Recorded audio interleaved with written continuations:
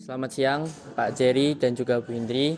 Perkenalkan, kami akan membuat rancangan produk yang berkaitan dengan polusi cahaya.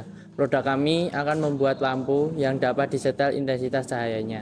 Sebelum itu, perkenalkan kami dari kelompok 2. Saya Antonius Sandi Kurniawan, presensi 5, kelas 10-3. Saya Bumi Sinatria dari presensi 8. Saya Joshua Alexander, presensi 17.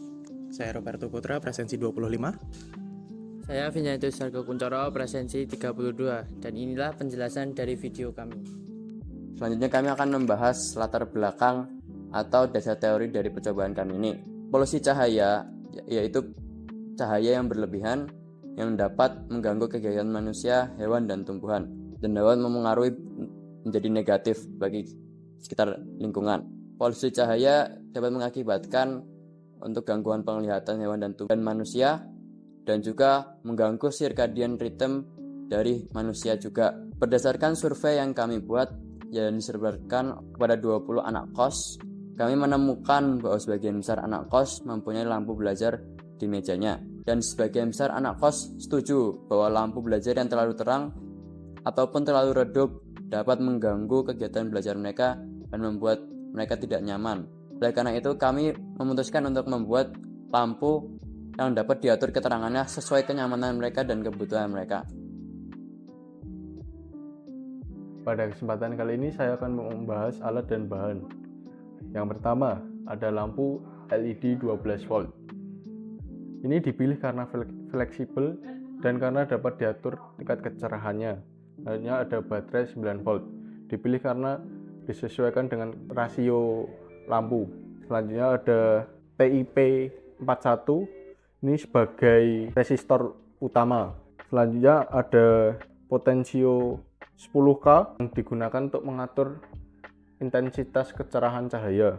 Dan untuk selanjutnya ada resistor arang yang digunakan untuk mengendalikan arus dengan memberikan hambatan pada aliran arus dalam suatu rangkaian elektronika.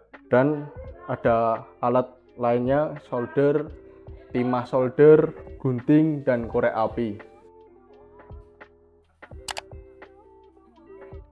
Oke, setelah dijelaskan alat dan bahan, ini adalah proses perakitan dari lampu hemat energi yang kami buat. Karena lampu sudah dirakit, saya akan menjelaskan ulang bagaimana kami merakitnya. Yang pertama itu, kami merakitnya yaitu dengan memasangkan TIP 41 dengan potensiometernya. TIP 41 ini memiliki 3 kaki, itu basis dan juga kolektor di sebelah kiri dan kanan. Maka kita akan pasang dulu di basisnya dulu. Basis di sini kita pasang dengan potensiometer dengan bantuan resistor arang agar terhubung dayanya. Kami menggunakan solder di sini dan juga timah kabel untuk menjadikan semacam amunisi untuk melelehkan kabel ini, dan akhirnya kabel ini dapat tersambung atau dari resistor arang dan juga ke TIP 41 sehingga terhubung ke potensiometernya. Setelah potensio terhubung, kami menghubungkannya tersebut, lalu di tengah kaki ini kami hubungkan dengan LED yang berukuran 12 volt. 12 volt ini kami sudah mendapat kabel seperti ini. Kabel dihubungkan dengan kaki TIP 41 di sebelah kanan saya, yaitu basis. Nah, basis setelah ini terhubung, potensiometer terhubung dengan TIP 41, menghubungkan resistor arang dan juga menghubungkan LED, maka kami tinggal menyolokkan kabel ini ke baterai. Baterai yang kami gunakan ini adalah 9 volt. 9 volt ini di sini yang kecil merupakan daya yang positif dan yang besar merupakan daya negatif. Karena di sini sudah ada colokannya, maka kami akan memasangkan ini. Yang besar negatif, maka kami akan pasangkan ke bagian yang kecil dari saklar pencolok ini. Kita pasang sampai bunyinya klek. Setelah bunyi sudah klek dan juga sudah terpasang seperti ini, maka tinggal kita atur kecerahannya menggunakan potensiometer yang sudah ada. Di sini, jika ke arah kiri, maka akan menambah tingkat cahaya dari LED-nya. Namun jika kita putar ke arah kanan, maka akan mengurangi tingkat cahaya dari LED-nya. Sebenarnya jika ingin mengoperasikannya secara biasa, ke kanan itu untuk menambah cahaya dan ke kiri mengurangi. Kurang lebih seperti itu, dan juga lampu ini fleksibel, bisa diletakkan di mana saja, tinggal dipasang. Ini ada lem, bisa ditempel dimanapun yang kalian inginkan atau kami inginkan untuk membantu anak kos dalam penerangan yang dapat bisa diatur. Terima kasih. Kami membuat lampu yang dapat disesuaikan tingkat cahayanya, dan itu bisa disesuaikan dengan kebutuhan kita. Nah, lampu ini kita namai dengan lampu hemat energi.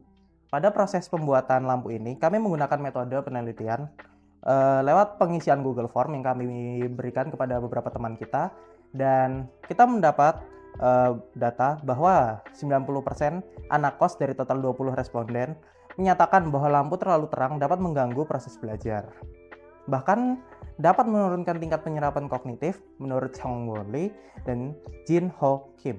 Lampu yang terlalu rendah cahayanya juga akan menyulitkan dalam melakukan kegiatan belajar juga, menurut data yang kami dapatkan.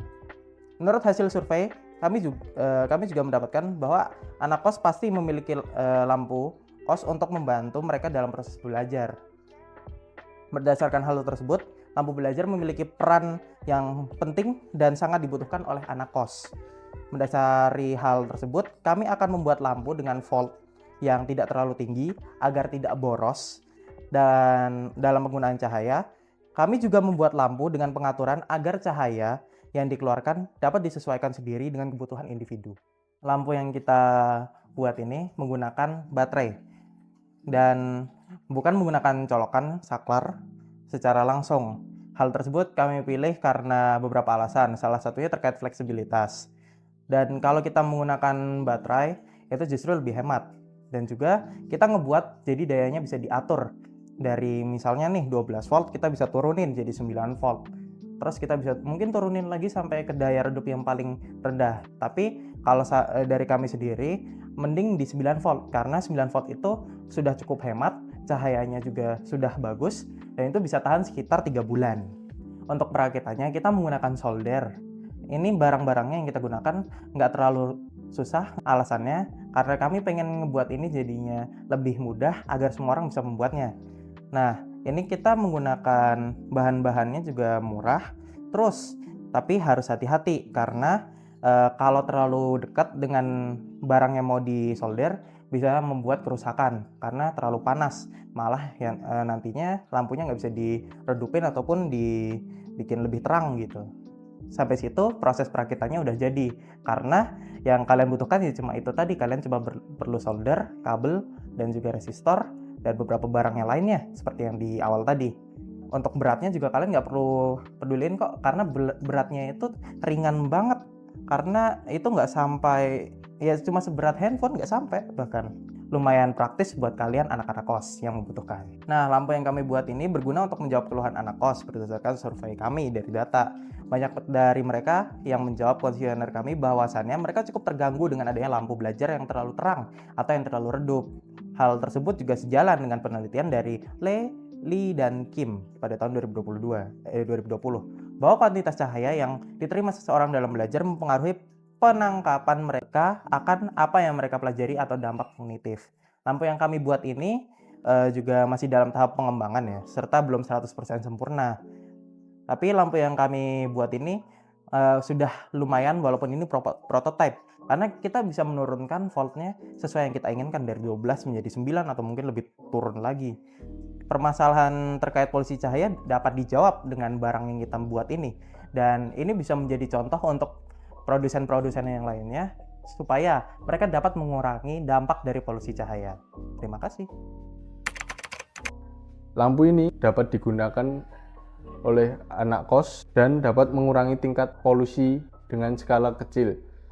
Dengan pengembangan ini, lampu bisa digunakan untuk belajar yang membuat pengurangan polusi cahaya. Lampu ini dapat diatur dengan kecerahan yang sesuai dengan diri kita. Sekian, terima kasih.